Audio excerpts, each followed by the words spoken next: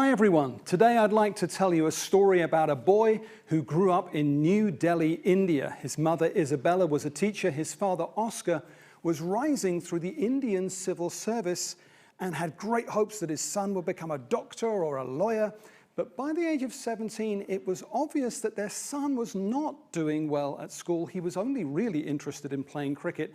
His dad, Oscar, left India to do further studies here in the UK at Nottingham University, but before he left, he made it clear that his son was a big disappointment to him.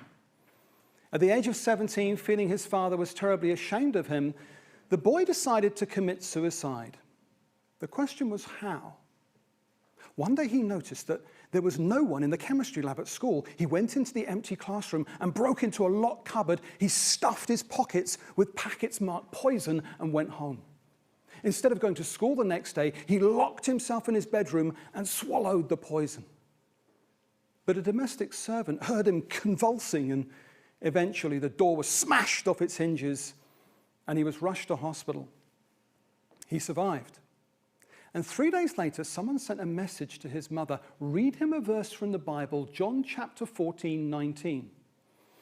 She found a Bible and read him the words of Jesus. Because I live, you also will live. These words hit the 70-year-old boy like a train. And there and then he promised God, if you will get me out of this hospital, I will leave no stone unturned searching for the truth. That search led to him becoming a Christian. Age 20, he emigrated to Canada, where he was trained to become a fearless missionary. In 1971, age 25, during the height of the Vietnam War, he flew on helicopter gunships to tell captured Viet Cong prisoners about Jesus. Each night, he and his translator, Hien Pham, went to sleep listening to the sound of bullets and mortars outside. He got married in 1972, and in 1974, he again risked his life preaching about Jesus as the hideous Khmer Rouge rose to power. He was an unknown missionary doing dangerous work for Jesus. But when the genocidal Pol Pot and the Khmer Rouge seized control, he moved back to America to continue his theological studies. And all this time, throughout his 20s, he resisted all manner of temptations. Now we turn to another young man in his 20s, Joseph. This is week 4 in our series in the book of Genesis following Joseph's life. And as we pick up his story in Genesis 39, Joseph is a trusted servant working in the home of a high-ranking Egyptian official. Now Joseph was well-built and handsome, and after a while his master's wife took notice of Joseph and said, "Come to bed with me." But he refused. "With me in charge," he told her, "my master doesn't concern himself with anything in the house. Everything he owns, he has entrusted to my care. No one is greater in this house than I am. My master has withheld nothing from me except you, because you are his wife. How then could I do such a wicked thing and sin against God?" And though she spoke to Joseph day after day, he refused to go to bed with her or even to be with her. In the previous chapter, Joseph's older brother Judah gave in to sexual temptation. We might expect Joseph to do the same. After all, he was hundreds of miles from home. Can you imagine what it was like for Joseph in Egypt? In Egypt, Joseph never met anyone who believed in the God of Israel. He was totally on his own. His family thought he was dead. He might have died on the long slave journey to Egypt, or perhaps his brothers might have thought that he'd been worked to death as a slave on a building site. His father thought he'd been mauled to death by wild animals in the wilderness. If Joseph slept with Potiphar's wife, who would know? Potiphar had likely had hundreds of young women in Egypt to choose from. Potiphar's wife was probably attractive, and she definitely wouldn't tell.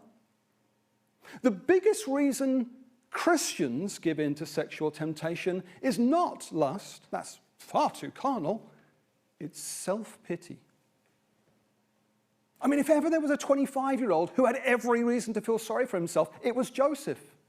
8 years before, he'd woken up to what he thought was a normal day. But by sundown, his brothers had tried to kill him, and he'd been sold into slavery. That morning, Joseph had risen and put on his special coat of many colors. But by nightfall, he was freezing cold with his ankles shackled. When he arrived in Egypt, Joseph would have been reeling from culture shock. He didn't understand a word of the language. He was sold among the cattle in a slave market. And now, after years of servitude in a foreign land, he had the chance for a moment of relief.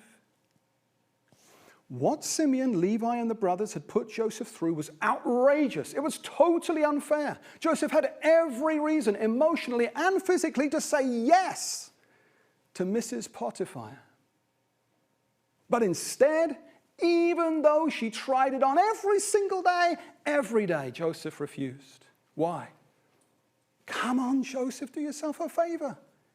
Everyone needs a break from the relentless pressure of life.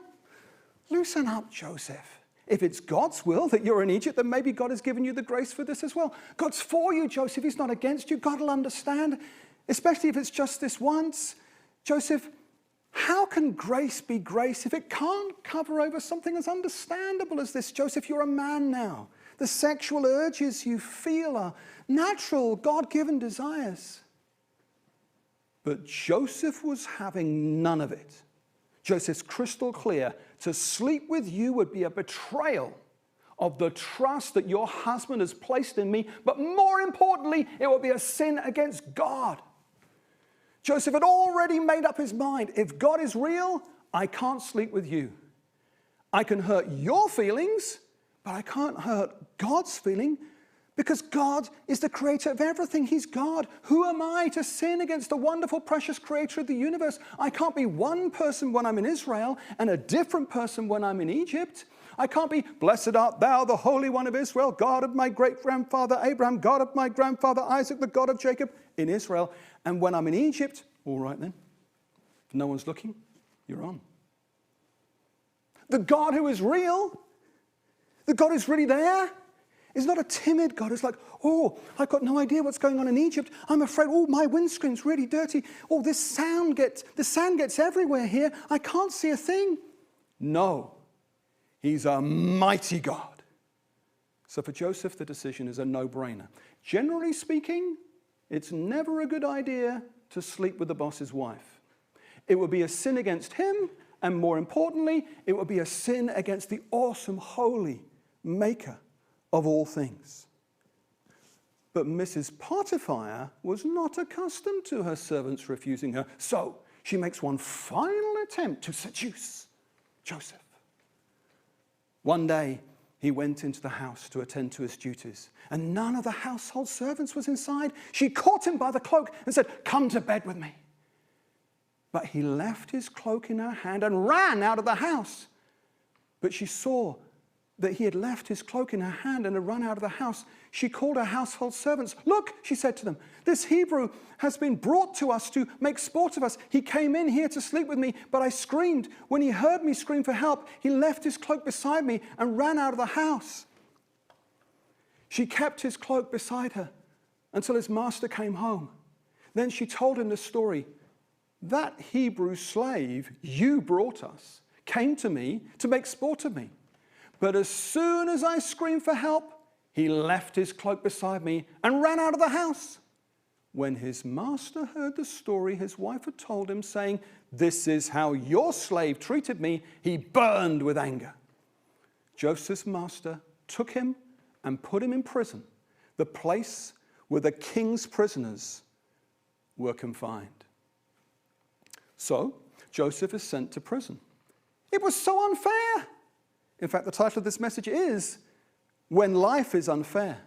Joseph had done nothing wrong. He'd refused her time and again. He didn't deserve prison.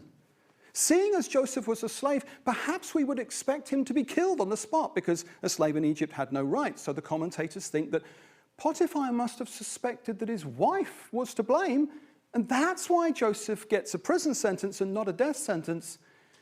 The only problem with this speculation is that the Bible says nothing to support it. The text says that Potiphar burned with anger.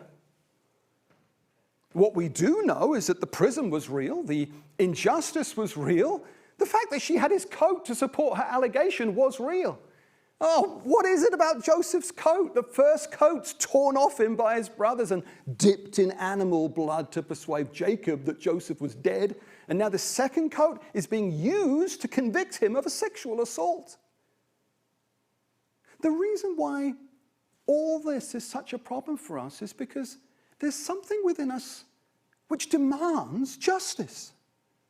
When I do the right thing, I think that the right thing should happen to me as a result. Joseph did the right thing in honoring God. We would expect a, well done, Joseph.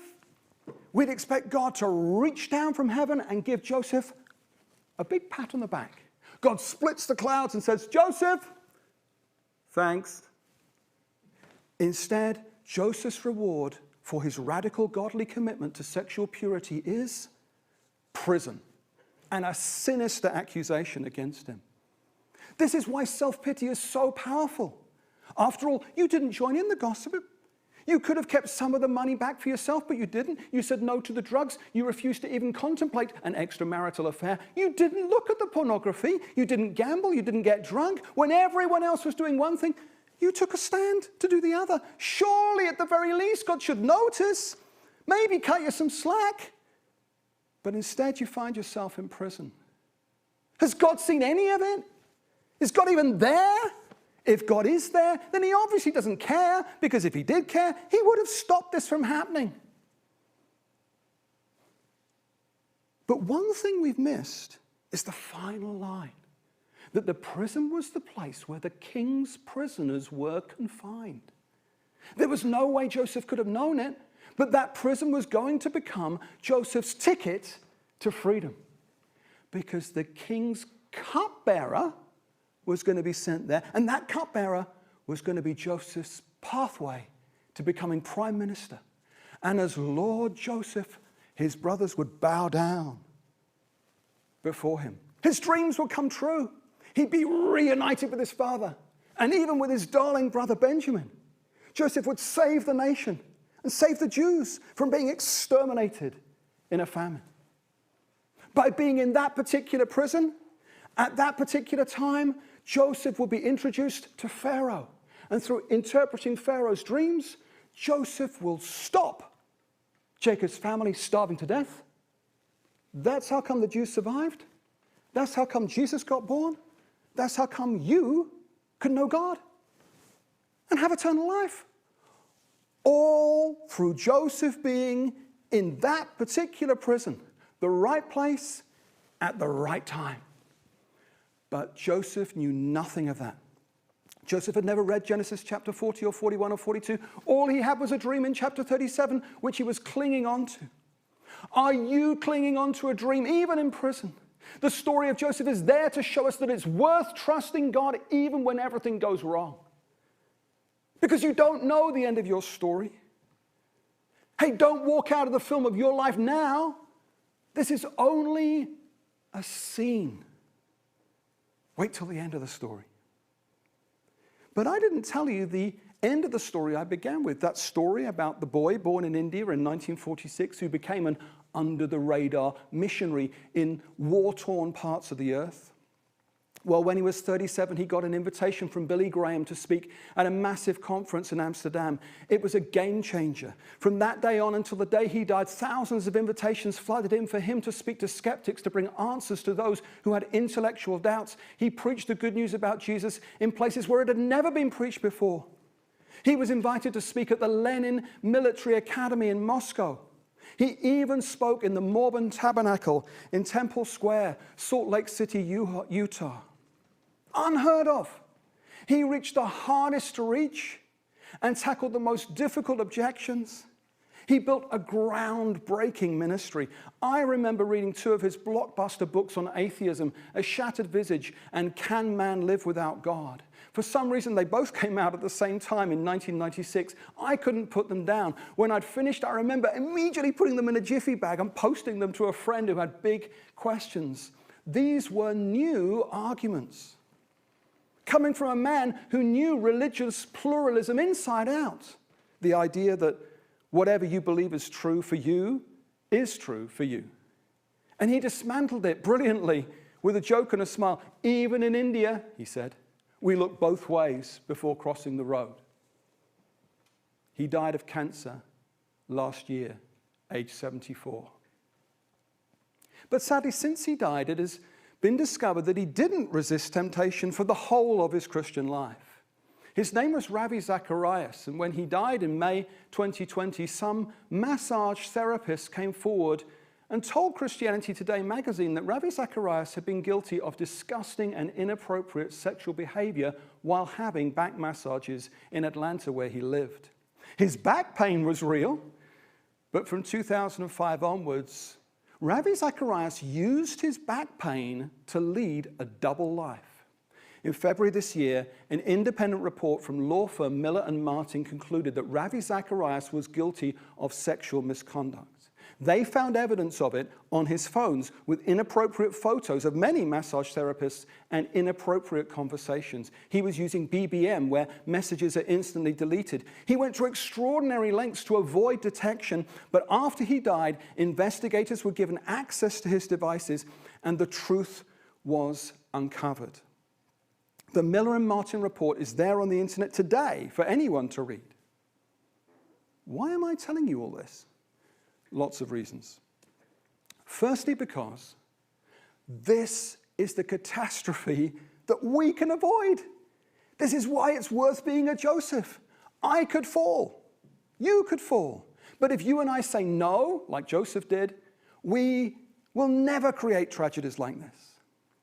Secondly, because the biggest danger when preaching on Joseph and Potiphar's wife is that so many people think, I'm old.